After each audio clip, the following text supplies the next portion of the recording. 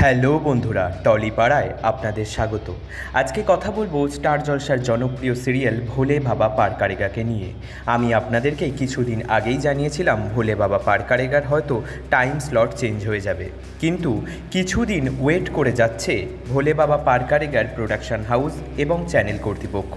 কেন এই ধরনের সিদ্ধান্ত নেওয়া হচ্ছে? কারণ শীতকাল চলে আসছে, 5:30টায় সন্ধে হয়ে যাবে, হয়তো সন্ধেবেলায় টিআরপি বেড়ে যাবে। এই সময় সেরকমই আশাবাদী চ্যানেল বা প্রোডাকশন হাউস। তাই এবার কিছুদিন টিআরপি বাড়ানোর জন্য নায়ক নায়িকার বিয়ে হতে চলেছে এই ধারাবাহিকে।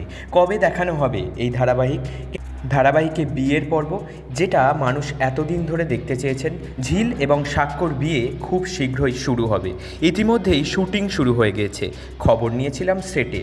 কবে থেকে দেখানো হবে এই বিয়ের পর্ব আমি আপনাদেরকে জানাবো। তার আগে বলে দিই সিরিয়ালে ঠিক কী হয়েছে।